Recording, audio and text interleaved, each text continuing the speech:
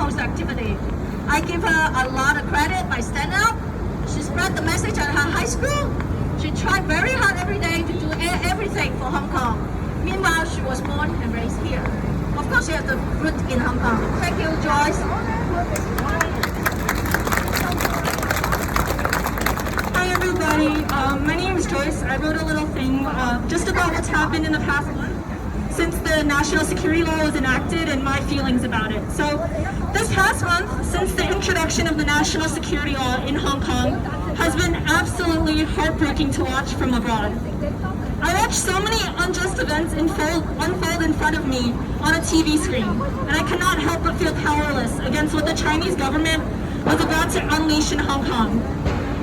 On July 1st, when the national security law was officially implemented, 300 people were arrested for protesting on the streets. 10 were arrested under the national security law. On July 2nd, the slogan of our movement, Liberate Hong Kong, Revolution of Our Times, was said to have the possibility of constituting subversion. On July 14th, Beijing's representative office in Hong Kong claimed that the primary election could violate the national security law. On July 30th, Hong Kong disqualified a dozen pro-democracy candidates from running in a key election, citing reasons including collusion with foreign forces and opposition to the new security law. The instances that I just listed constitute only a handful of the overbearing and unjust actions of the CCP in Hong Kong over the past 1 month as a result of the passing of the national security law. It is incredibly scary to think that this is only the beginning of a slow and painful death of Hong Kong's democratic freedoms. This law has completely taken over the freedoms of those in Hong Kong, and it seems that the CCP is now seeking to threaten and rid the entire world of any voices of opposition. Just 2 days ago, the Hong Kong police issued arrest warrants for 6 brave activists living in exile abroad. This marks the first time that the national security law has been used to target activists outside of Hong Kong.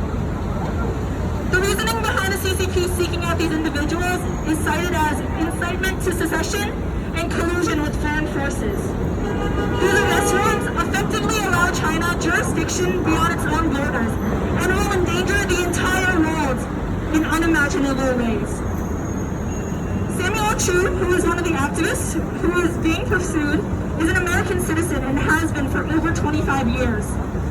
He is an example of what could happen to any of us if we let the CCP overextend its power. As an American citizen, I wonder how someone who is simply lobbying in his own country can be targeted. And it leads me to believe that the inevitable conclusion that we can make is that any of us could be next. Allowing the CCP to do this is opening doors for it to target any one of us. Anyone in any country can be targeted for supporting Hong Kong. This makes us all Hong Kongers. This makes the fight for Hong Kong ever so personal. Today we are here to show the CCP that we are not afraid and we are most certainly not powerless. The CCP is trying to scare us by seeking those who are outside of Hong Kong, but we will not cower in the face of these tactics. Instead, we must rise up and fight against injustice. We must protect the rights that we have in this country and maintain our freedom of speech. If we don't talk about Hong Kong now, no one will.